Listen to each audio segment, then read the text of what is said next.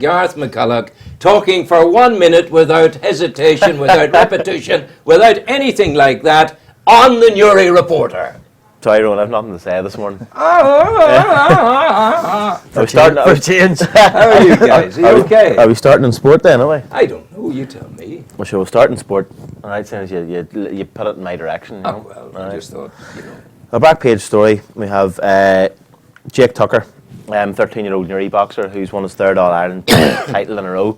Now, as anybody that follows boxing in the area will know, Jake and his older brother, Kane, who medalled at the European Championships last year. Where do you get this word from? Meddled. Meddled is to it's be meddled in somebody else's affairs. No, not. It's a new word. It's not MEDDLED. It's a new word. That was never ever a word in the old days. Well, are you Mr. Collins that did the English dictionary or what? No, Mr. Collins was the teacher in St. Joseph's School in Newry. Dan Collins, no less. He was. But do you know what I'm saying to you? Nowadays, there are new words coming in. Is that the way language goes? Okay, shall we start again and say that? No, I don't want you to change it. And say that who won a medal? But I'm not saying I'm right. I'm just curious about it. Come across that way now. No, I'm curious. Well, anyway. Can we get on with it, please? Brian, you take over here. You run it. So Jake and his older brother Kane, as anybody that's follows the sport of boxing in the area will know that they're been hugely successful at the underage level. Said Jake picked up his third All-Ireland title in a row. He's now actually tomorrow, I think he's heading away to Germany to box an international box cup. Then it'll prepare him for the Irish Cadet Championships, which is then a qualifying for the European Championships, which his brother won a medal in last year. So I mean, it's a fantastic story, and the fact that he's following the footsteps of his brother. His brother's only a couple of years older than him, but the two of them are hugely successful. Why do you think we're doing so well in the boxing? We seem to be, Brian, don't we? Well, we seem to have done well, Yeah. I think it's. I mean, I think there's a lot of good clubs and a lot of good coaches. There's a lot of past boxers there. I mean, I know Kane and Jake used to box for the Bosco Club, which Adrian Patterson. Was a massive talent and won a lot back in the day, and he's the main man behind that. With other guys. I don't know if it's the same Adrian Patterson, but when 60 years ago in the Meadow, there was an Adrian Patterson, and he was a boxer. It could be his father, and he medalled all the way. But then, just sort of, that's a back page story. Because hold that thought, we'll get Brian in. But just to sort of drop inside, as a link to that, we have the two of the Bosco team with the aforementioned Adrian Patterson, won Ulster titles, Brenton McParland and Neil Mathers, and then we have Ryan Lavery from Rifle who also won an Ulster title. It's all win-win-win in the boxing. Yeah, so it's fantastic. I mean, I suppose the next few years and these guys' development is crucial. Yeah. As to whether they're going to make it to the top. Said Jake Tucker's coach reckons that he has all the poise and all the skills that can make it to the top. So and those who make it to the top will undoubtedly get premature Parkinson's disease as they grow older. Well, I mean that's a different sort of. We can discuss that at length at some other time. Take me the news, Brian. Yeah, well, just on that point, the two young boys are coming to an age now. What are they, 15 and 13? Yeah. You know what I mean? And the hormones are going, and the girls come on the scene, and maybe the mates are going out and having a drink. So I think it's important that they stay on track if they want to be a success. Because at that age, you can be easily sidetracked. Tell me about it. I used to be the right half forward for Newry Shamrocks, and then came women. That was it. I stopped the football. I went to the women. No discipline at all? No discipline. Oh. Well, some of the women were silver-tongued Lothario, were you? Have they been talking about it? Now, Brian, news. Take me to news there. Your front page. Yeah, the front page story has been written by Donald McMahon. It's another excuse headline for the paper, yeah. And basically it's about a young girl who was in Crossmaglen at the weekend and was subjected to a vicious assault. Police are obviously investigating it, and that the young girl has spoken to us and given quite graphic details of what went on in O'Fee Square at the weekend.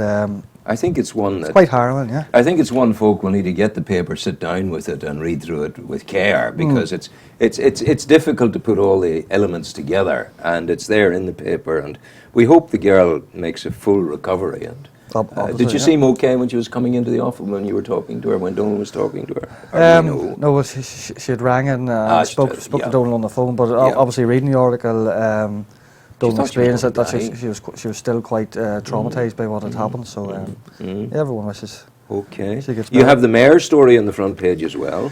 Yeah, and there's confusion Chain whether it's reaction. mayor or chairperson. Obviously, we had the mayor in Newry and Moore. You see, I think, Brian, it's good. I think you don't have a mayor of a district, Newry, Moore and Down. I might be wrong. Newry, Moore and Down, you don't have a mayor. You have a mayor of Newry. You have a chairperson of the council. Of the council. But it's the mayor of the city, or the Lord Mayor of the city. But, you know, I'm not sure. But, I mean, she's actually in difficulty over what you did on Easter Sunday. Well, she's facing, Naomi Bailey is facing a no confidence motion at a council meeting now on May the 4th in a number of weeks. The reason being it's been put forward by the DUP's Billy Walker and Henry Riley from UKIP. Yeah. And they're saying as chairperson of the district, she shouldn't be wearing her mayoral chain at a Republican Easter commemoration. Naomi Bailey has come back and said, well, actually, she was invited officially through the council as her role as the chairperson, so there should be no issue. And she has a responsibility to people of all and no political persuasion. And presumably, if she was invited by the Orange Order to go and officiate, she would go to that. You would assume, you would hope so, yeah. You would assume. Absolutely. I don't think it's a massive issue, but Storm in a political teacup. it is. But once again, over the last number of weeks, we've had a number of wee things that have cropped up. This council is in its infancy, so Yeah. it is. It's only 2 weeks There's old. no- Now we have a no confidence yeah. motion. We had an argument over the Irish language first. Yeah. There was another argument broke during the week there about the .gov.uk being dropped from the Yeah. Oh my God! How the awful. website account in favour of Yeah. .org. That's all My being God. political. So it's, yeah. I need Gareth McCulloch to take me back to sport for a minute. News That- is a bit depressing. That isn't is it? very true, I tell you. Gareth, Well, is there any sort of coming together, fellowship, bonhomie, camaraderie Well, there- coming from sport? There is a photograph of Warrenpoint Town's Darren King celebrating a goal. However, unfortunately, he put Warrenpoint Town 1-0 up away to Dungannon Swifts on Saturday. It was a match that they had to win if they only had a slim hope of avoiding a relegation playoff. They were winning half time 1-0. They were under a bit of pressure second half.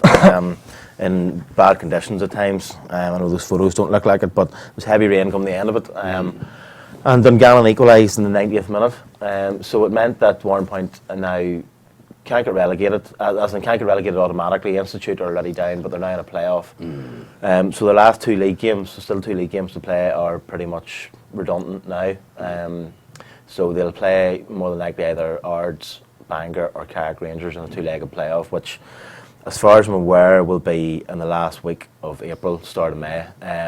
So, as Barry Gray said, the manager, if you can't beat a championship team, the Premiership team can't beat a championship team over the course of 2 legs, then they don't deserve to be in the Premiership. Well, so he's led it pretty. That's cutting to the chase, isn't it? Yeah, but I think the players will be aware that the players are certainly good enough. I mean, I think they've been unlucky. They've been maybe naive at the odd time when they've been in leading positions this season. So it's tough because they played since we were probably last talking to you. I don't think it was in last week actually. They were beaten by Ballymena after completely dominating the game last Tuesday, and they'd beaten Institute 5-1 at home last Saturday. My goodness. Really, they should have been sitting with 9 points out of 9, and they would have still been in with a great chance of staying up automatically. Now they only got 4. It turned out. So it means that they've a tough couple of times ahead. As Barry Gray says, it's about managing players now. There's certain guys are one booking away from a suspension. There's guys with niggly injuries, but he still needs to keep a semblance of a team and build some momentum now at the end of the season. So it's a tough one, but it's going to be sort of nervy times maybe for one point. Okay, Brian, take us back to reality and the angularity of news. Well, we'll just go on to page 2 here. Martin McGuinness was speaking in the Assembly yesterday. You're probably aware of the front page of the Irish News yesterday about the guy, is it Francis McCabe from Cross McLean, lost sight in his eye after the bomb attack. So McGuinness is weighed into it now as well, and basically just saying that the people behind this here have no support from the community and need to be stopped. Bart McGuinness got in trouble a year or two ago with some comments made towards Republicans or dissident Republicans or former Republicans, whatever you want to call it. So, yeah. On to page 3, arson attack. Never like to see that there. No. Down in Rostrevor. Very lucky. Jarlath Tinley. A lot of damage done. Well, there's a lot of damage done, but that doesn't really, in terms of what could have happened, because there's 4 people in the house and the house caught fire. You know, 2 of them were young fellas in their 20s, you know. Any indication of why or what's happened or what the story is? Well, we don't know why it's happened, but obviously the police are treating it as arson with intent to endanger life, so it's been done purposely. But yeah, you know, it could be a lot. Here, the cars are damaged, but they can be replaced. Of course. Obviously, human life can't, so we're lucky enough that there wasn't something more serious.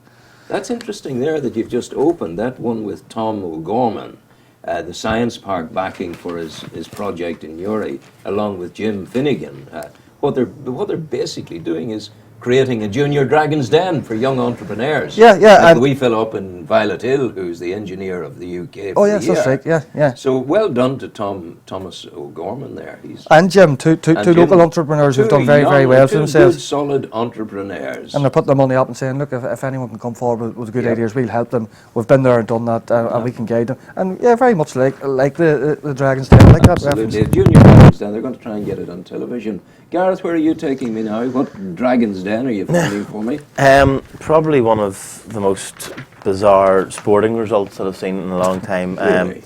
It was ladies Gaelic football, National League Division 2, local derby between Armagh and Down. Now, as people may be aware, Armagh were the beaten senior All-Ireland Senior Championship semi-finalists last year.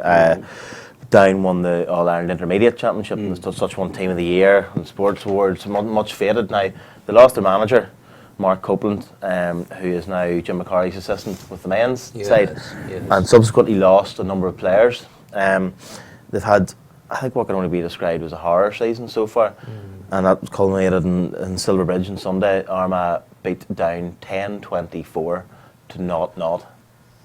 Now, so Down didn't register a score. Yeah. Suffering Moses. And I think, you know, it's... How do you do that, even if you tried? I don't think it's necessarily a reflection, a poor reflection on the Down players that were there. You know, as I know for a fact that they're training 2 or 3 times a week, and, you know, they're there at matches, and I don't think it's the case of anybody isn't just sort of not trying. Armagh are a fabulous team. They probably would have beaten Down anyway at this point in time if Down still had all those players. But Gareth, how does a team of young women in Gaelic football or any other sport, how do they claw back from that sort of humiliation? It's a difficult one, especially to lose so many senior players last year, players that got them to the All-Ireland Intermediate Championship. It's a difficult one. You know, should they go and take up tiddlywinks? No, I think that's maybe a bit unfair, but I think. But no, but I mean that's the scoreline I'm reflecting. But they're relegated. I mean, they're relegated now out of down to Division 3. They're fundamentally no good at a scoreline like that. In comparison, maybe to Armagh, but you know, but they might beat somebody else. Is that what you're saying? Well, potentially next season. I think this was a season where a lot of the players left for whatever reason. I'm not too sure, but you know, those people. There's other players who are asked to come in. To step up at any level, be it men's, be it ladies, be it you know, from junior club football to playing for the minors, you know, anything like that. It's a step up to put on your county shirt. It's a step up no matter what happens. Well, let's hope that my apparent unkindness that it's stuff. Let's hope you do well, and that's an aberration. Apparent unkindness. Is that what you said? Apparent. Tiddlywinks. To be fair, I want you to know, tiddlywinks is very important in the sporting hierarchy of this. I know, but you don't give up. You don't give up 2 or 3 evenings a week. There's my dad. 2 or 3 evenings a week to play tiddlywinks. These girls put a lot of. I would go so far as to say, now, if I check with the International Olympic Committee, that tiddlywinks would not be a sport. So we'll leave it at that. Well, this is true, yeah. I was trying to get tug of war actually introduced into the Olympics. I remember that, the Irish tug of war team. Moving swiftly on. Hold on, he's coming back to you. Stop. Yeah, that's what I mean. Yeah, sorry. I thought he was grabbing you there again. No. 2 good news stories on page 10 and 11. Maybe we don't have enough of them.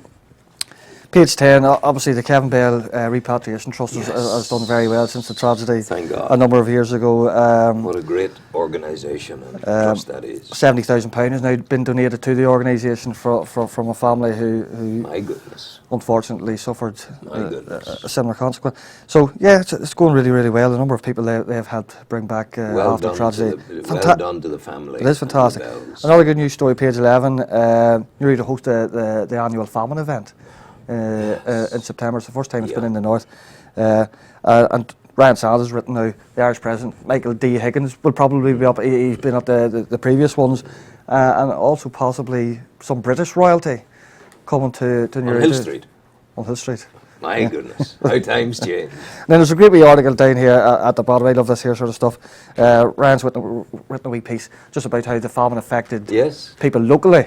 Because there's a misconception maybe that the famine was just rural Ireland and sort of Western Ireland. It affected everywhere and everyone. It didn't care for religion or race or where you lived. It affected everyone. But did you ever figure out, boys, I'm trying to make head or tail of this. If you were to say to me now, Rowan, you're not going to have any more food here for the next month, I would go to Warren Point and I would collect whelks and I would collect winkles on the shore and I would eat. I wouldn't starve. Why didn't the folk who, in the famine times, what's the reason they didn't migrate to the shore and actually feed themselves on the sea rack and the winkles and the... Well, I don't know, I think maybe that's slightly unfair, but there would have been people living at the shore as well. And but they probably didn't die, you see, in the famine. But I suppose probably is the key. No, I just don't understand it, because I wish I did understand that, because I know in those days the fish would have been jumping out of the sea almost. We've destroyed the oceans now, or near enough, but now I keep wondering about that. Maybe we'll ask the question when we come closer to the event of celebration. Well, it's a very interesting point you make, you know what I mean? And maybe someone like Anthony Russell or even possibly Ryan Sands would be able to answer We shall ask. You better. But I don't think it was just a case of people sitting here and saying, here, we've no food, we're just going to sit here and die. Surely they would have been... No, because they were losing children and mothers and fathers and all of that. There's just some mystery in there that I can't get my head around. I was told once, and it may be right or wrong, I'm going to shut up now because you guys are into your last 6 minutes. I was told once that there was a law that forbade people going any length travelling to the sea. Don't know that that's true or not, but we'll find out. Gentlemen. Yeah, just a couple of stories still on a GAA theme. Page 46, Ballyholland Harps under 14s. Won the Down All County under 14 Fela, and it's the first time in 29 years that the club has won it. So it's a big achievement for them. They beat Breda on Easter Monday at the Abbey Grammar. So they go on to the I think it's the All Ireland, the National A competition, the end of June in Newbridge, County Kildare. So they'll be against the champions of Kerry, Cork, and Galway, Tyrone, and Derry. So they're going to be representing Down. So best luck to them. Absolutely. Then the page opposite, with the start of the Armagh Leagues. So the big game was Crossmaglen Rangers against Carrickcruppen. Now last year, and I think the last few years, Crossmaglen have pretty much annihilated Carrickcruppen. Damien McCullough's team, no less, Destination Newry. Sorry, Damien. Did I hear a tut? But he's... Oh my goodness. I did actually meet him. That match was on Sunday. McCulloch. I like to point out, as I do on a regular occurrence, that he's no relation. You're always quick to point that out. But he's a very nice fellow. He's a good lad. Not to say that your end of the family isn't, of course you are. Anyway, Yeah, your last 5 now. Yeah, you share it between you there. Go. Crossmaglen beat Carrickcruppen 2-10 to 0-8. The first game of the season, 2 goals in 2 minutes. Sort of paid any chance of a Carrickcruppen comeback. But was Damien on the women's team that day? I'm not too sure where Damien was. He loves the whole thing. The very successful Armagh team. He actually sings their praises constantly of women's GAA in Armagh. So he's getting something very right there. What do you got? Yep, we feature this week on Autism Mums, a local group that's been set up to help. Those are nice people. They are. Just quickly, the rate of autism diagnosis in the Southern Trust our area has quadrupled since 2002, which is quite frightening. Quadrupled? Goodness gracious. A lot of parking problems up in Steve Gulden. Yeah. The council's almost a victim of their own success. You've been up in Steve Gulden Forest Park, obviously, fantastic facility. But I wouldn't go on Easter Sunday. Why? Crowds. crowds. Cars, Well, parking. actually, throughout Easter week, they are a victim of their own success. Yeah. Unfortunately, there's not a lot of car parking spaces up there, but it's such a great facility. Everyone's going up there with the good weather last week, with the kids off school. Everyone went up, and there was absolute traffic chaos. 2 minutes to go. 2 minutes ago, just want to give this wee girl a notice. We have our very own Irish dance world champion from Jonesborough. Wow. Young girl, our ladies grammar student, Orla Hollywood. So there's another great achievement. Okay. If Gareth wants to. Gareth, you like to wind us up? Well, yeah. Well, you're doing that very well. Yeah, well, that's it. Yeah, well, I suppose I could just a brief run through the other stories. We have the start of the bowl season. Yes. Newry and Warren Point. It's still a hugely popular sport. In a certain section of the community. Well, it's Your section. there's Excuse me, do I kick you? It's certainly a wide. It's actually a wider age group Really? than I thought. Yeah, I yeah. thought it were all oldies. No, there's a few young guys there, but it started the outdoor bowling season, so Warren Point and Newry had their opening bowls. So yeah, we'll be, if you keep an eye to the paper, they'll send in their notes with great regularity every week. I shall make sure I see those. And then there's a wee bit of cycling. Newry Whalers had a couple of, they were down in Gorey over Easter, so they participated well. They're a super club who are always here, there and everywhere and represent the area very well. Last word? That's your last word? That's yes? my last word. Your yeah. last word? Just once again with great election coverage, with all the face results as well. Mums and dads love that there. And once again, and I mention it every week, but it's a fantastic 2 pages. Cormac obviously did it before. Yes. Ryan's took it on the mantle. He likes it. Great images and great tidbits about Floyd Patterson in your Floyd world Patterson, boxing champion. There you go. There you- Fantastic we couple of pages. We even get round to sport again at the end. So there you are. What can you do? Listen, thank you for coming in. Brian Highland, Gareth McCulloch. Thank you very, very much.